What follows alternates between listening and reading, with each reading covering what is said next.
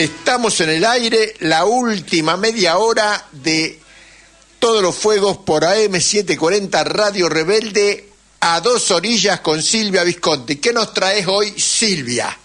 Buenas tardes, Daniel. Buenas tardes al compañero de Perú, Aarón, allí en la pantalla, y a la audiencia de Todos los Fuegos. Hoy voy a volver a ocuparme de los movimientos juveniles y estudiantiles en la década del 60, ingresando a uno de los acontecimientos tal vez de los más relevantes desde el punto de vista del conocimiento de la población en general, que es el llamado Mayo francés. Esta serie de protestas que se iniciaron en el marco estudiantil de la Universidad de Nanterre, desde donde se expandió después hacia la Sorbona, y bueno, y a este movimiento estudiantil inicial se le unieron después grupos de obreros industriales, sindicatos y también el Partido Comunista Francés durante algún periodo. En marzo de 1968, en Nanterre, que en realidad es una universidad periférica, que está ubicada más o menos a unos 11 kilómetros de París, y en el corazón de un barrio obrero, ¿verdad? Bueno, en respuesta al arresto de manifestantes que se oponían a la guerra de Vietnam, un grupo de estudiantes tomó la torre central de la universidad y presentó una especie de petitorio que incluía tanto aspectos de reformas educativas como también transformaciones y digamos, denuncias a nivel político. Ese fue el nacimiento del movimiento 22 de marzo, que fue el movimiento liderado por Daniel Cohn-Bendit y Serge Juliet, digamos, los dos líderes más importantes del Mayo francés.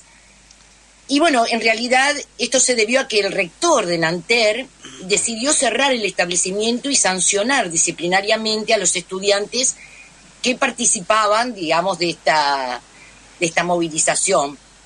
Entonces, ante estos hechos, los jóvenes van a trasladar la protesta desde Nanterre hacia la Sorbona, que era la universidad cercana, digamos, y la universidad madre.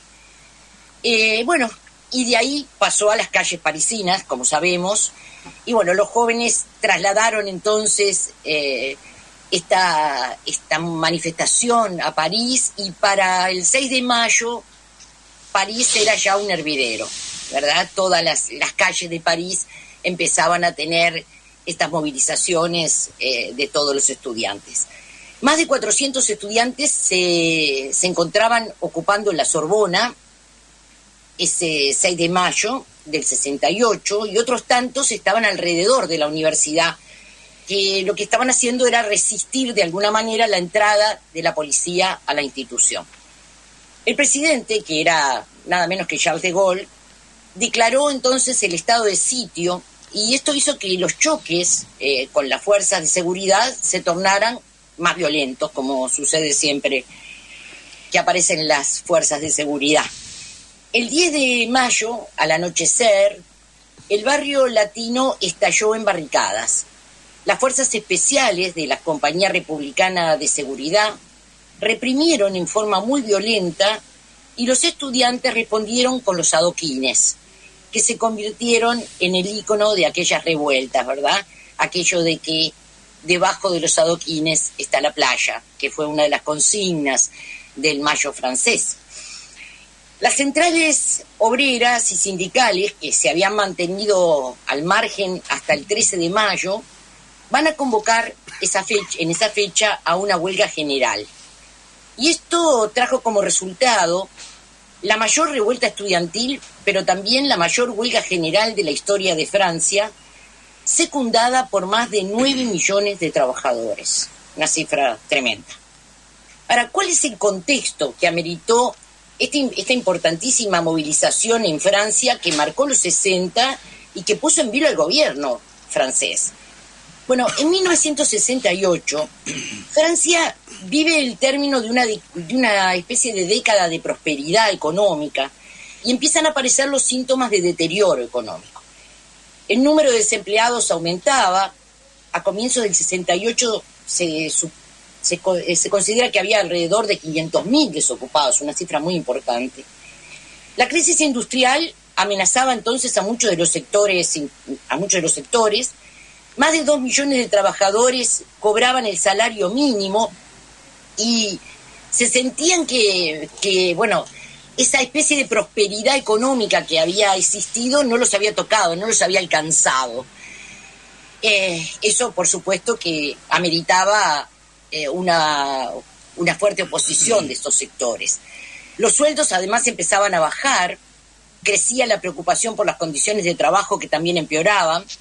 Y bueno, en las afueras de las grandes ciudades, ya desde la década del 50, se habían ido generando asentamientos informales. El más poblado era precisamente el de Nanterre, donde había unas 14.000 personas aproximadamente, habitantes, en 1965. Y en esos territorios ocupados de Nanterre, en esa zona en donde se habían producido estos barrios irregulares, estaba la universidad de la que iba a surgir estos primeros movimientos contestatarios estudiantiles. El movimiento obrero experimentó también en esos años, de la década del 60, un cierto alejamiento de las direcciones sindicales mayoritarias. Empezaron a aparecer lo que se llamaron huelgas salvajes, es decir, huelgas que no respetaban las posiciones más o menos acuerdistas de las direcciones sindicales.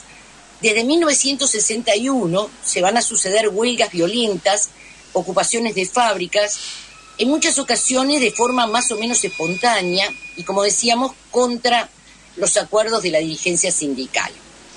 En 1963 se realizó una huelga violenta de los mineros en la que se rechazaron los acuerdos a los que había llegado el sindicato. En 1964 hubo huelgas en los astilleros de Nantes y de los obreros de la fábrica Renault. Estos obreros hicieron una gran huelga bajo la consigna «Queremos tiempo para vivir». A fines de 1967 y comienzo del 68 hubo también huelgas de obreros del grupo químico Rodiaceta, y en Caen hubo también movilizaciones en las que participaron y huelgas en las que participaron obreros, agricultores y estudiantes, y allí se produjeron en los enfrentamientos con la policía más de 200 heridos.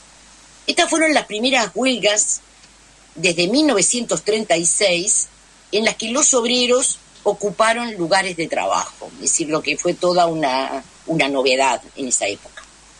A esta situación hay que sumarle el desarrollo de una concepción antiimperialista y anticolonialista que estuvo vinculada con las guerras de Indochina, pero también con la guerra de Argelia.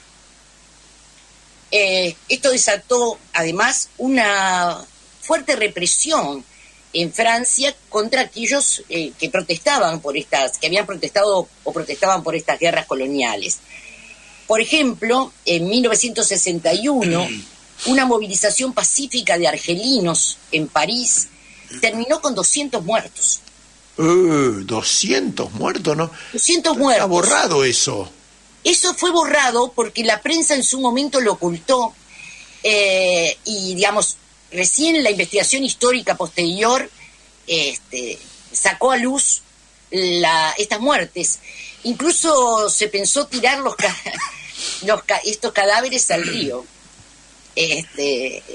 para ocultarlo más, ¿verdad? En su momento salió a luz, luego quedó apacado porque la prensa hizo un verdadero silencio sobre este tema. Estas fueron entonces digamos, un poco la situación, ¿verdad?, que se dio, pero en febrero de 1962 también una manifestación convocada por el Partido Comunista Francés y la Confederación General de Trabajadores, con estos mismos temas, también se produjeron allí 9 muertos. Este tipo de episodios fueron generando una polarización en la sociedad francesa. Varios grupos estudiantiles que organizaron importantes movilizaciones antiimperialistas antes de 1968 se fueron desplazando cada vez más hacia la izquierda en el contexto de oposición a estas guerras, a la guerra de Argelia y a la guerra de Vietnam. También a raíz de la guerra de Argelia, surgieron importantes movimientos ultraderechistas en Francia, como la OAS, Organización del Ejército Secreto, por sus siglas en francés, y los grupos Occident, Orden Nuevo y la Joven Nación, y la derechista Federación Nacional de Estudiantes de Francia. Estos movimientos se enfrentaron durante toda la década del 60. Estos movimientos de derecha con movimientos estudiantiles y obreros de izquierda, tanto en las universidades como en las calles de las principales ciudades.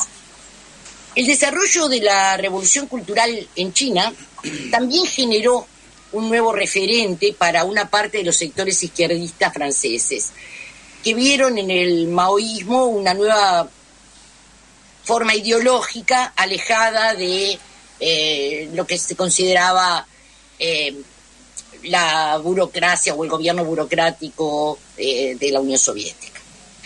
Al igual que en el resto de Occidente, se van a producir acelerados cambios culturales también en esta época en Francia.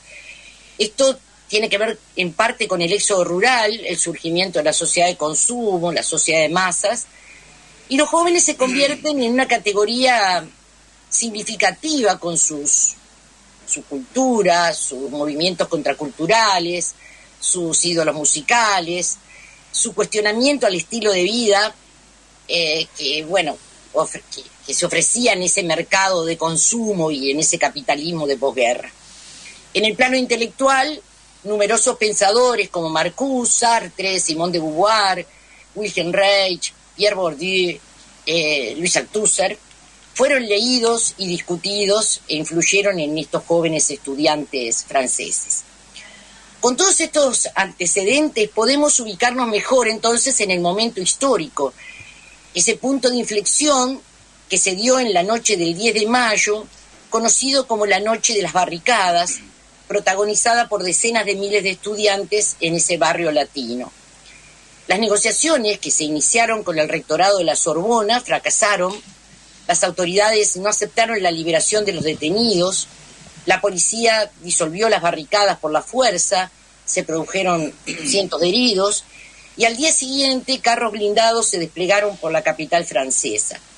Ante estos sucesos, se convocó una huelga general, como decíamos, para el lunes 13 de mayo.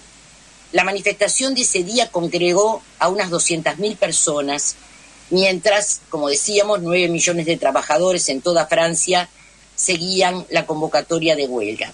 Pararon los trenes, las fábricas, los aeropuertos, las industrias, la prensa. Hasta ese momento no había precedentes de huelgas tan masivas y en todo el territorio francés que lograsen reunir a tantos millones de huelguistas, ¿no? Estamos hablando de 9 millones, es una cifra realmente muy importante. Los obreros de los grandes complejos industriales además ocuparon, como decíamos, sus lugares de trabajo. Yo les voy a proponer ahora escuchar una canción en la voz de Joaquín Sabina, que habla un poco, se llama 1968, y habla de este mayo francés y también en parte de la influencia que este mayo francés tuvo en otros países europeos.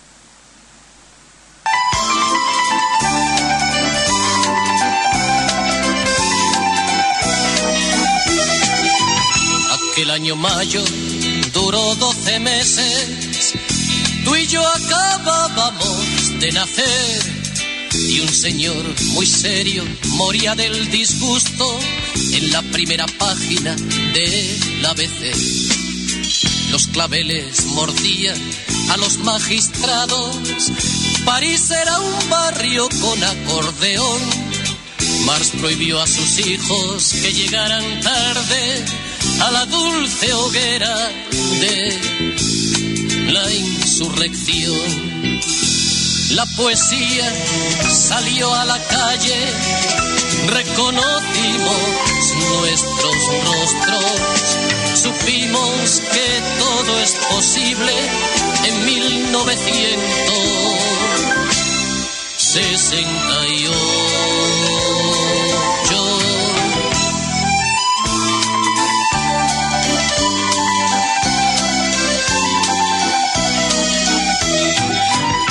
Paul Sartre y Dylan cantaban a dúo, jugaban al corro Lenin y Rambo. Los relojes marcaban 40 de fiebre, se hablaba de sexo en la empresa Renault. 2 y 2 ya nunca más sumaron 4, sufrió mal de amores hasta de gol. En medio de Praga crecían amapolas como un reto rojo al gris hormigón. La poesía salió a la calle, reconocimos nuestros rostros, supimos que todo es posible en 1968.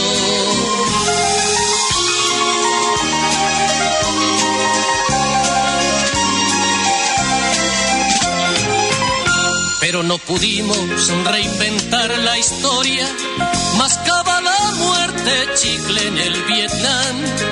Pisaban los tanques las flores de Praga, en México lindo tiraban a dar.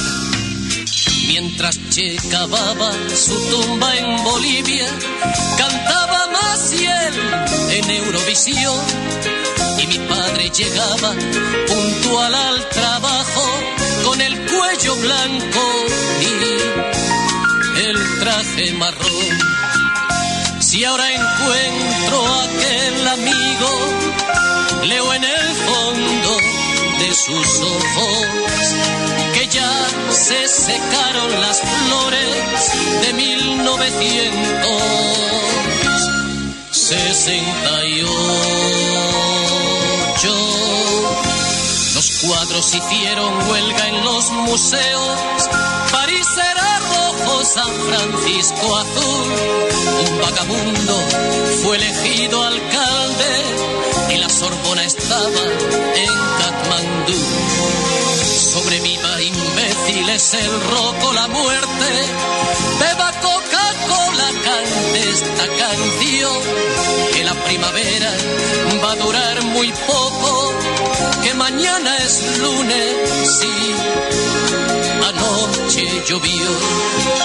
Si ahora encuentro a aquel amigo, leo en el fondo de sus ojos que ya se secaron las flores de 1968.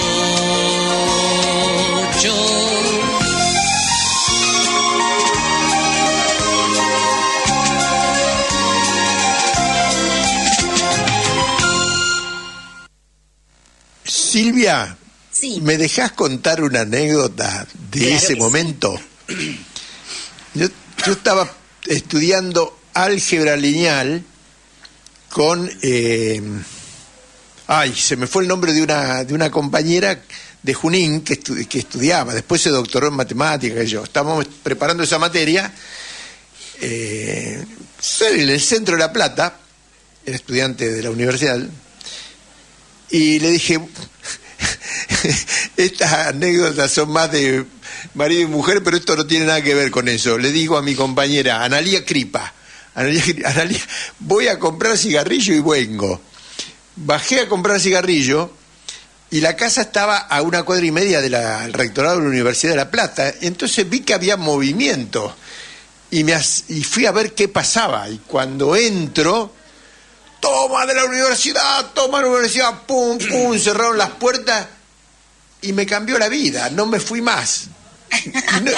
Y no volví, nunca más volví a estudiar con Analía. Bueno, terminé preso ese día, terminamos 426 detenidos, así que de ahí en adelante fue otra mi vida. Ay, bueno, y ya me vas a contar más anécdotas cuando entre en alguno de los programas próximos a hablar de los estudiantes en Argentina, por supuesto, el movimiento estudiantil de Argentina, que ahí en realidad podría aportar algunos aspectos como profesor de historia, pero en realidad de las vivencias, sin duda que vas a tener miles de aportes para hacer. Pero la verdad que me resultó divertida, además, esta anécdota tuya. 4 de julio, fíjate la fecha, 4 de julio del 68. Bueno, vos estuviste cuando festejamos mis 50 años de militancia ahí en el barrio de Loma sí, acá en el sur del Gran Buenos Aires. En Avellaneda. No, más al sur, bueno, no importa, Esteban Echeverría. Bueno. Lomas creo que era. Aquella movilización estudiantil, que originariamente obviamente no pretendía hacer tambalear al poder, sino obtener más libertades, se extendió durante los meses precisamente de mayo, junio e incluso julio. El gran historiador inglés Eric Hobsbawm sostiene que, a pesar de la aparente insignificancia del movimiento estudiantil, este se convirtió en el detonador más efectivo para movilizar realmente a los trabajadores. En Nantes, los obreros y los agricultores cortaron los accesos a la ciudad, controlaron el precio de los productos ofrecidos en las tiendas, las cuales solo podían abrir con autorización del comité de huelga. En estos momentos, en muchos de los centros de trabajo en huelga, comienzan a plantearse además la cuestión del poder obrero en las empresas, poniendo verdaderamente en cuestión la autoridad del Estado y la autoridad también de los patrones. Algunas de estas fábricas empezaron a trabajar bajo control obrero, por ejemplo. El 25 de mayo, el gabinete de Pompidou acepta iniciar negociaciones con los representantes de los obreros en huelga, que van a concluir el 27 de mayo con los acuerdos de Grenelle, en los que se recoge un incremento del 35% en el salario mínimo industrial, el 12% de aumento en la media de los trabajadores, la reducción de la jornada laboral y más días de vacaciones, entre otras conquistas. La Sorbona, sin embargo, se va a mantener ocupada hasta el 16 de junio. Las movilizaciones, en su momento de apogeo, pedían la dimisión de Gaulle, que se había trasladado a la República Federal Alemana, a la ciudad de Baden-Baden, para entrevistarse nada menos que con el general Charles Massou, comandante en jefe de las fuerzas francesas en la intervención del ejército francés en Argelia, ¿verdad? Es uno de los padres de la doctrina de la seguridad nacional que después llegó a nuestros pueblos. Y bueno, eso había generado una gran inquietud ante la posibilidad de la intervención del ejército contra los estudiantes. El mismo día 30, De Gaulle regresó a París y se dirigió al país por la radio, anunciando que no dimitiría, pero disolvió la asamblea y convocó a elecciones en un plazo de 40 días. Distintas empresas comenzaron a retornar al trabajo tras diversas conversaciones locales que tomaban como base esos acuerdos de Grenelle, aceptándose además el pago de los días de huelga. Los incidentes se trasladaron de París a los núcleos industriales, donde en algunas fábricas continuaron las huelgas. El 10 de junio, un joven estudiante de secundaria murió en los enfrentamientos y esto provocó nuevos disturbios en París. De Gaulle decretó entonces la disolución e ilegalización de grupos de izquierda, prohíbe las manifestaciones callejeras durante 18 meses. Y también amnistió a 50 militantes presos de la OAS, esta organización de ultraderecha, que estaban condenados por asesinato, con el objetivo de crear grupos de acción ciudadana contra lo que llamó los elementos incontrolables.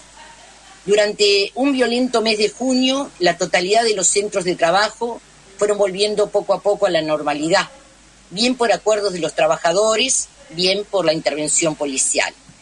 Las diversas reivindicaciones que confluyeron en el mayo francés, estudiantil y juvenil, abarcaron un amplio espectro que incluía mayores libertades sexuales, educación igualitaria, movimientos antibélicos contra la guerra de Vietnam, movimientos feministas, ecologistas y la certeza de que todo es político.